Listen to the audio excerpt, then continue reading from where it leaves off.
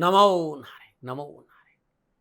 जय गौ माता, वंदे मातरम। भारती को प्रणाम और हृदय से ओम शम शनिश्चराय। प्रदर्शकों, मित्रों, साथियों, रास्ते कभी खत्म नहीं होते हैं, बस लोग हिम्मत हार जाते हैं। हमें तैरना सीखना है, हमें तैरना सीखना है तो पानी में उतरना ही होगा। किनारे बैठकर कोई गोताखोर नहीं बनता, इस बात का ध्यान रखिएगा। जिस संसार में हम हैं, मेहनत है, परिश्रम है, संघर्ष है, और इसको अपना लीजिए, सफलता दामन चूमेगी। नमो नारायण। मित्रों, साथियों, ग्रह काउंसिल के सबसे नैसर्गिक शुभ ग्रह देवगुरु बृहस्पति 18 अक्टूबर 2025 को अपनी उच्च राशि कर्क में संचरण करेंगे, रात्रि 9:46 पर। मित्रों, साथियों, देवगुरु बृहस्पति 9 के 9 ग्रहों में सबसे अति शुभ ग्रह है, नैसर्गिक शुभ ग्रह है, और कर्क राशि में आना सोने में सुहागा है। 11 नवंबर को बृहस्पति देव कर्क राशि में वक्री होंगे। जब कोई ग्रह वक्री होता है तो चेष्टा बल बढ़ता है, पावर आती है, और देवगुरु बृहस्पति नैसर्गिक शुभ ग्रह है, अपनी उच्च राशि में आ रहे हैं तो शुभता में और बढ़ोतरी हुई, और ऊपर से जब वो वक्री होंगे तो उनका चेष्टा बल बढ़ेगा, यानी बृहस्पति देव और शुभ अवस्था में संचरण करेंगे। 5 दिसंबर 2025 को बृहस्पति वक्री अवस्था में मिथुन राशि में प्रवेश करेंगे। तो 18 अक्टूबर से लेकर 5 दिसंबर तक ये 2 महीना बृहस्पति देव अति शुभ और अनुकूल फल प्रदान करेंगे 12 के 12 राशियों के लिए। यहां मैं मैदनी की चर्चा नहीं कर रहा हूं, क्योंकि वीडियो जब बड़ा हो जाता है और जब मैदनी की बात आती तो राष्ट्र की बात आती, तो बहुत से लोग फिर वो कमेंट करते हैं कि साहब आप राजनीति की बात करें, लेकिन राष्ट्र कुछ समझना चाहिए और राष्ट्र की गणनाओं पर भी ध्यान देना चाहिए। ग्रह योगा योग 12 राशियों पर क्या प्रभाव डालेंगे, इस वीडियो में मैं इसी पर चर्चा करूंगा। मैदनी का मैं अलग से वीडियो बनाऊंगा। और जब 5 दिसंबर को वक्री अवस्था में बृहस्पति मिथुन राशि में प्रवेश करेंगे तो वर्ष के अंत तक ये फिर मिथुन राशि में रहेंगे। मित्रों, साथियों, मेरा शोध, मेरा अध्ययन, मेरी साधना मैं आपके सामने रखता हूं। न मुझे तर्क करना आता है, न मैं विवाद करता हूं, न मैं दावे करता हूं। ये मेरे विचार है, मानो न मानो आपकी मर्जी। मैंने हमेशा पाया है कि बृहस्पति देव, शनि देव और राहु देव किसी भी रूप में कनेक्शन हो जाए तो कई बार जीवन में बाहर और खुशियां लेकर आता, ऐसा मैंने देखा है। 18 अक्टूबर से लेकर 5 दिसंबर तक बृहस्पति देव, राहु देव और शनि देव का कहीं न कहीं कनेक्शन है। बृहस्पति देव और राहु देव षडाष्टक संबंध, शनि देव और राहु देव द्विद्वादश संबंध, सूर्य देव, मंगल देव, बुध देव, शनि देव का और शुक्र देव का, बुध देव का षडाष्टक संबंध है। जब जब बृहस्पति देव और शनिदेव का मिलन होता तो मैंने सदा आप लोगों से कहा कि मणिकांचन योग बनता है, और फिर राहु देव का योग भी बन रहा है। तो ये बहुत बड़ी योग्यता और बहुत बड़ी विजडम का निर्माण करता है। यदि ये योग आपकी जन्म कुंडली में केंद्र में बन जाए और बृहस्पति देव केंद्र और त्रिकोण के मालिक हो जाए, त्रिकोण में इसकी पोजीशन आ जाए, बहुत योगकारी पोजीशन बन जाती है। इसलिए मेरा निवेदन है कि बड़े बड़े शब्दों से भयभीत नहीं होना, भ्रमित होने की जरूरत नहीं है, क्योंकि राहुदेव और बृहस्पति देव का जो संबंध बन रहा है, षडाष्टक संबंध बन रहा है, इससे भयभीत होने की जरूरत नहीं। कोई पहाड़ नहीं टूटेगा। देवगुरु बृहस्पति है, धर्म के कारक है, और 9 ग्रहों में सबसे नैसर्गिक शुभ ग्रह है। क्या उनका प्रभाव राहुदेव पर नहीं पड़ेगा? राहुदेव शांत ही बृहस्पति देव से होते हैं। राहुदेव की प्रतिकूल परिस्थितियां बृहस्पति देव यहां कम करेंगे। पुनः याद दिला रहा हूं कि शनिदेव और बृहस्पति देव का नवम पंचम संबंध है, और ये मेरी जीवन की यात्रा, ज्योतिष की यात्रा का अद्भुत संबंध है। जब जब बृहस्पति देव किसी भी रूप में शनिदेव से संबंध स्थापित करते हैं तो मैं सदा ये कहता हूं कि गंगा जल की बारिश हो रही है, मणिकांचन योग हो रहा है। अब देखना यह है कि बृहस्पति देव हम सबको क्या प्रदान करेंगे, और ये बहुत गहरी समझ रखनी होगी।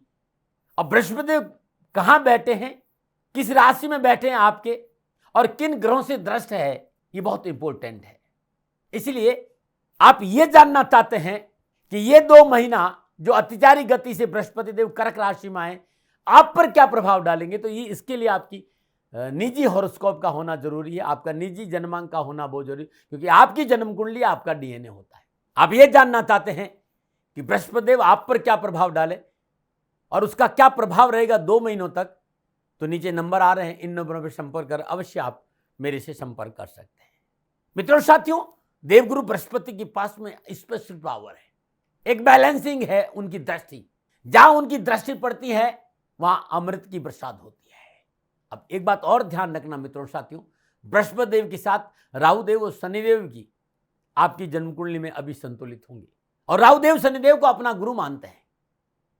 और इस समय बृहस्पति देव स्वयं अपने ही नक्षत्र में यानी पुनर्वसु नक्षत्र में संचरण कर रहे हैं। बहुत ही सुप्रभाव देखने को मिलेगा।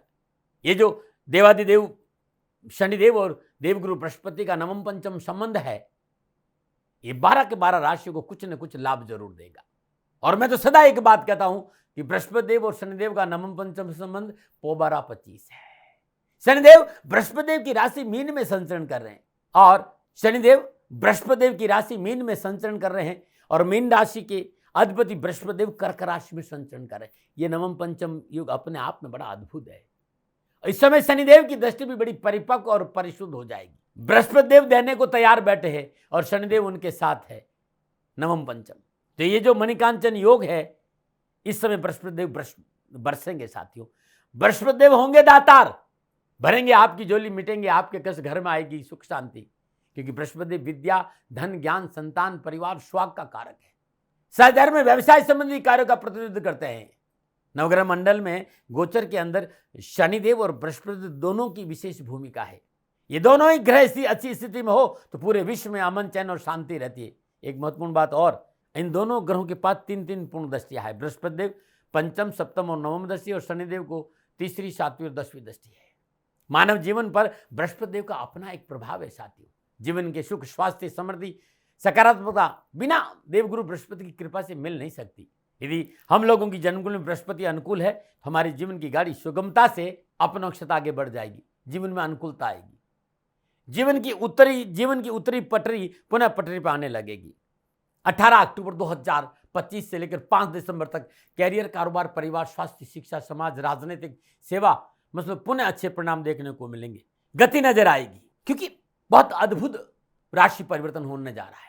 और राहुदेव इस समय अपने ही राशि में संचरण कर रहे हैं, कुंभ राशि में। और कुंभ राशि शनिदेव की मूल त्रिकोण राशि, लेकिन राहु अनऑर्थोडॉक्स है, राहु अनकन्वेंशन है, राहु एम्प्लीफाइड है।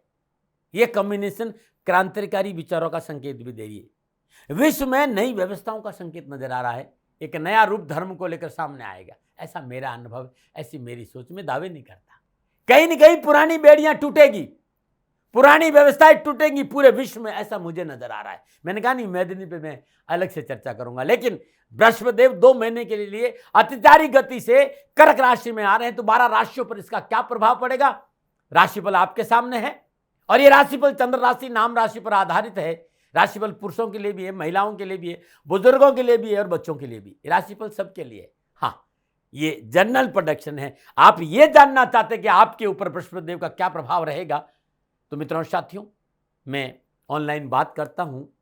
इन नंबरों पर संपर्क करके निसंकोच आप मेरे से संपर्क कर सकते हैं। अब मैं राशि चक्र, भर चक्र की सबसे अंतिम राशि 12वीं राशि यानी मीन राशि। मीन राशि वालों के लिए राशि अधिपति बृहस्पति देव कर्क राशि में संचरण करेंगे, उच्च राशि कर्क में संचरण करेंगे, क्या प्रभाव पड़ेगा, इस पर अपने विचार रख रहा हूं।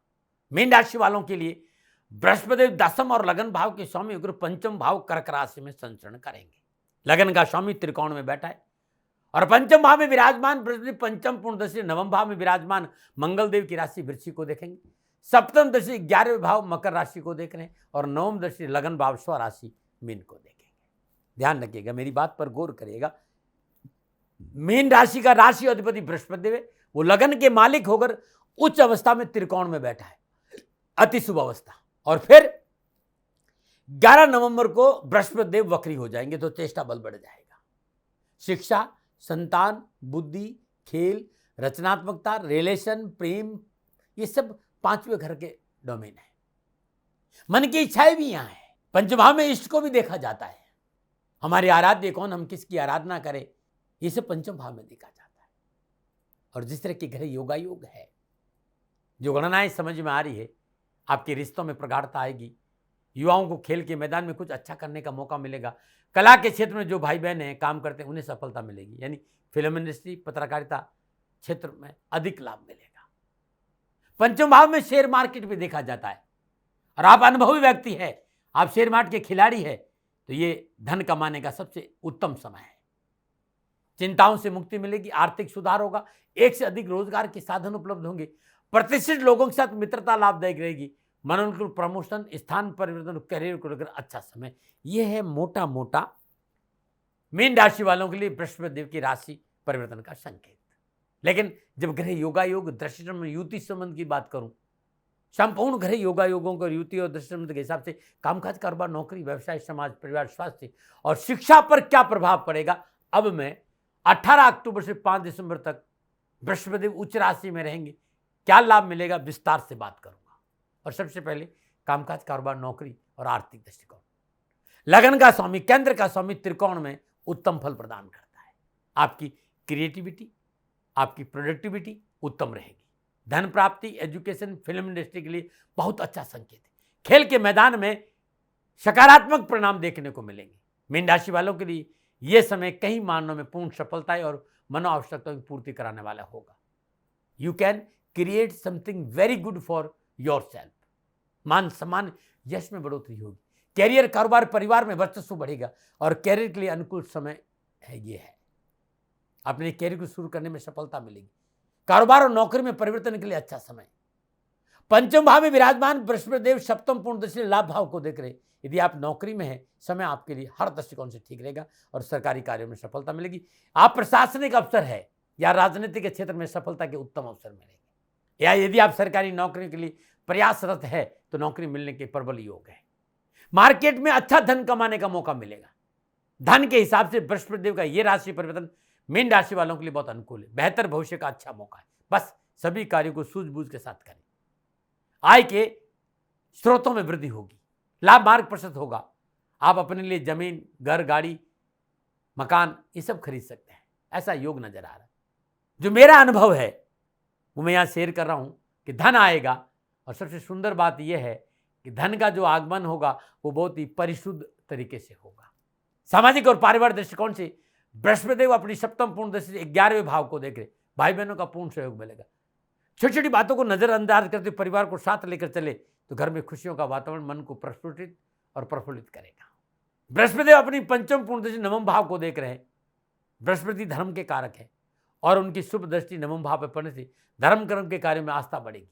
पिता पक्ष बहुत, पिता से प्यार और पैसा मिलेगा और पिता को भी अपनी कार्य में सफलता मिलेगी और घर में शुभ और मांगलिक कार्य संपन्न होंगे। प्रियजनों, मित्र और पारिवारिक सदस्यों का पूर्ण सहयोग प्राप्त होगा। चल अचल संपत्ति की प्राप्ति का पूर्ण संकेत। भूमि भवन खरीदने का योग नजर आ रहा है। जिनकी शादीशुदा जिंदगी में परेशानी चल रही थी या तलाक जैसी प्रॉब्लम थी या तलाक हो गई है तो नए साथी के मिलने का प्रबल संकेत है, यानी विवाह का योग भी है। शादीशुदा जिंदगी में संतान की जो पीड़ा उससे मुक्ति मिलेगी। ग्रहोचर ये भी संकेत दे रहा है कि बिछड़ा हुआ, रूठा हुआ साथी आपकी लाइफ में पुनः आएगा इन 2 महीनों में। दाम्पत्य जीवन में अनुकूलता आएगी, सरसता का वातावरण रहेगा। निजी रिश्तों में टकराव में कमी आएगी और आपके निजी रिश्ते मजबूत हो गए। आप युवा हैं, विद्यार्थी हैं, कैरियर और एजुकेशन में सफलता का योग है। उच्च शिक्षा में विशेष लाभ मिलेगा। पढ़ाई पर आप ध्यान देंगे। पढ़ाई और कैरियर के क्षेत्र में पिछली समस्याओं से मुक्ति मिलेगी। प्रयत्न से सफलता मिलेगी। नया कार्य करने के लिए परिवार का सहयोग प्राप्त होगा और परिवार के साथ अपना व्यवहार यदि आपने अच्छा रखा तो आपके बिगड़े हुए काम बने। यदि कोई नया कोर्स, नई स्ट्रीम आप शुरू करना चाहते हैं तो आपका कम्युनिकेशन स्किल बहुत अच्छा रहेगा। मेडिकल, लॉ, कॉमर्स, इकोनॉमिक्स के क्षेत्र में अध्ययनरत विद्यार्थियों के लिए भी उत्तम समय और युवाओं को कैरियर और कारोबार में उत्तम लाभ मिलेगा। मीन राशि वालों के लिए स्वास्थ्य के दृष्टिकोण समय अनुकूल नजर आ रहा है। पिछली परेशानियों में कमी आएगी, परंतु कोई बीमारी पुरानी है, विशेषकर लीवर को लेकर, नर्व सिस्टम को लेकर, हाई बीपी, लो बीपी को लेकर, शुगर को लेकर, या जिन माता बहनों ने कंसीव कर रखा है वे चिकित्सा का सहारा जरूर ले। मेडिकल में लापरवाही नहीं करें। दैनिक दिनचर्या नियमित रखें और खान पान में परिशुद्धता रखें। बृहस्पति देव का कर्क राशि में संचरण यात्राओं का संकेत है। यात्राओं के दृष्टिकोण लाभदायक यात्राएं होगी, धन भी मिलेगा, लेकिन यात्राओं में शत्रु पक्ष से सावधान रहना बहुत जरूरी है। कुछ विशेष बातें जो आपके लिए बहुत जरूरी है। यदि कोई आप पुराना वाहन खरीदते हैं तो कागजात को अच्छी प्रकार देख ले, समस्या का सामना न करना पड़े। आपकी संगत आपको मुसीबत में डाल सकती है, संगत पर गौर करिएगा। आपकी कार्यशैली, आपके कड़वे बोल पिता और पुत्र के बीच वैचारिक मतभेद उत्पन्न करा सकते हैं। वाणी में मिठास रखें। क्या उपाय करें? मीन राशि वालों, भगवान श्री हरि विष्णु की आराधना परेशान से मुक्ति दिलाएगी। इसलिए हर रोज प्रातःकाल नित्य कर्म स्नान उपरांत श्रद्धानुसार भगवान हरि विष्णु का पंचप्रचार पूजन करें, धूप दीप नैवेद्य पुष्प और अक्षत अर्पित करें, पीले पुष्प नारायण के चरणों में अर्पित करें, केसर और पीला चंदन नारायण के चरणों में लेप करें, अपनी भाल पर लगातार 2 महीने हल्दी और केसर का तिलक करें, शुद्ध देसी घी का चौमुख का दीपक जलाकर विष्णु सहस्त्र नाम का पाठ 2 महीना करना अति उत्तम रहेगा। और भगवान शिव मंदिर में जाकर नारायण के बीज मंत्रों का जाप, ओम नमः भगवते वासुदेवाय, इस मंत्र का जाप करते भगवान शिव के शिवलिंग पर पीले चंदन से लेप करना भी अति उत्तम लाभ रहेगा। नियम बना दीजिए, हर रोज सुबह सुबह आटे की लोई में थोड़ा सा गुड़ और दूध से बनी मिठाई रखकर गाय को खिला दीजिएगा। ये 2 महीना कैरियर, कारोबार, नौकरी संबंधी संपूर्ण परेशानियों का नाम। और क्योंकि बृहस्पति देव का संचरण थोड़ा लंबा है, 12 मुखी रुद्राक्ष 2 दाने, 7 मुखी रुद्राक्ष 2 दाने और गौरी शंकर रुद्राक्ष 1 दाना लाल धागे में गले में धारण करना उत्तम रहेगा। मार्केट में मिलता है, इसे आप शुद्धता करके धारण कर लीजिए। और आप चाहते कि ये कॉम्बिनेशन मैं तैयार करूं, तो आप सभी जानते हैं कि पिछले 50 सालों से मैं रुद्राक्ष पर महादेव की कृपा से काम कर रहा हूं। आपको मेरे द्वारा पूजित किया हुआ यदि कॉम्बिनेशन चाहिए तो नीचे नंबर आ रहा है, इन नंबरों पर संपर्क करके अवश्य मंगा लें। फिर दर्शकों, मित्रों, साथियों, मीन राशि वालों को लिए बृहस्पति देव का कर्क राशि में संचरण राशि पर का जो प्रभाव मैंने बोला है, वो नक्षत्र गणनाओं के आधार पर मेरा निजी आकलन। न भय, न भ्रम, न भ्रांति, न विवाद, न तर्क, सेकंड ओपिनियन का अधिकार आपका था, आपका है, आप ही का रहेगा। मानो न मानो, ये आपकी मर्जी। हाँ, आकलन मेरा था, मेरे से कोई भूल हो गई तो दोनों हाथ जोड़कर क्षमा मांगता हूँ। आप सुखी रहें, आप स्वस्थ रहे, समृद्धिशील रहें, शनिदेव के चरणों में मेरी प्रार्थना न मना रहे। फिर दर्शकों, मित्रों, साथियों, पूरा राष्ट्र ये जानता है कि मेरा जीवन गौ माता और बेटियों के लिए है। यत्र नारीस्तु पूजन्ते रमन्ते तत्र देवता। ठीक किसी तरह मेरा जीवन गौ माता की शरणागत है, उनके चरणों में है। पूरा राष्ट्र और राजस्थान का हर व्यक्ति जानता है कि दाती महाराज गायों से बहुत प्यार करते हैं, बेटियों से बहुत प्यार करते हैं। पिछले 35-36 सालों में सैकड़ों हजारों बेटियों के लिए मैंने अपना जीवन दिया है। और मैं ये कह सकता हूं कि गौ माता और बेटियों के लिए मेरा संपूर्ण जीवन निछावर है। और ये मेरे जीवन का उद्देश्य था, क्योंकि मेरे लिए न राष्ट्र कोई बड़ा है, न राष्ट्र से बड़ा कोई हो सकता है, न संभावना है। और गौ माता और बेटियां राष्ट्र की धरोहर है, उनके लिए करना मेरा कर्तव्य भी था, मेरा कर्म भी था और मेरा धर्म भी था। मैं आपको किसी वजह से नहीं सुना रहा हूं ये बात, बस खाली बता रहा हूं कि ये मेरे जीवन का लक्ष्य था। मैं अपने राष्ट्र की सेवा करूं, ये मेरा धर्म है, क्योंकि मैं इस राष्ट्र का नागरिक हूं। पिछले 30-35 सालों से मैं बेटी बचाओ, गौ सेवा में अपना संपूर्ण जीवन राष्ट्र के साथ लगाया। समय बड़ा बलवान है, समय बलवान होता साथियों। वर्तमान परिस्थितियां आर्थिक दृष्टिकोण से मेरी अनुकूल नहीं है, ये मैं संकेत आपको कई बार दे चुका हूं। धन नहीं मांग रहा हूं, मैंने आज तक राष्ट्र से कभी नहीं कहा कि मुझे धन दो, मुझे पैसे नहीं चाहिए। ना मैंने पहले कभी पैसे मांगे थे और ना मैं अभी पैसे मांग रहा हूं। और ये मेरा अहंकार नहीं है। बात बताना चाहता हूं, मैं अहंकार से ये नहीं बोल रहा हूं, क्योंकि मैं धन को लेकर कभी आपके सामने नहीं आया। ये मेरा निवेदन है। हमेशा मैंने आप लोगों से कहा कि राष्ट्र की सेवा करो, मैं भी कर रहा हूं और आप भी सेवा करो। धन नहीं चाहिए, लेकिन वर्तमान आर्थिक परिस्थितियां मेरे को यह कहने के लिए थोड़ा सा मजबूर कर रही है कि शनिधाम गौशाला की गाय दुखी नहीं रहे, इसके लिए मुझे आपका सहयोग चाहिए। और सहयोग तब चाहिए जब मैं आपके लिए कुछ करूंगा, मैं आपके साथ खड़ा रहूंगा आपकी समस्याओं के समाधान के लिए। चाहे वो पूजा पाठ हो, चाहे ज्योतिष हो, चाहे ध्यान हो, चाहे योग हो, किसी भी रूप में आपको मेरे से सहयोग चाहिए। आप सभी अपनी अपनी जन्म कुंडली देखना चाहते हैं, आप चाहते हैं कि मैं आपकी जन्म कुंडली देखकर आपको कुछ समाधान दूं, और आप सबको कुछ न कुछ जानकारी चाहिए। मैं आपके साथ खड़ा हूं, पूरे साल खड़ा रहूंगा, और जब तक जीऊंगा तब तक राष्ट्र के साथ खड़ा रहूंगा। नीचे नंबर आ रहा है, इन नंबरों पर संपर्क करिए और मेरे से बात करिए। लेकिन इसकी एवज में गायों के लिए चारे की व्यवस्था करिए। इसलिए मैंने कहा था कि भाई समय है, दिन है, थोड़ा सा आर्थिक परिस्थितियों को लेकर मैं थोड़ा सा कमजोर हूं, और मेरी गौ माता शनिधाम गौशाला चारे को लेकर परेशान नहीं हो, ऐसा मैं हृदय लेकर आपके सामने आया हूं। लोगों ने कहा कि राष्ट्र आपसे प्यार करता है दाती महाराज, एक बार राष्ट्र से निवेदन करिए।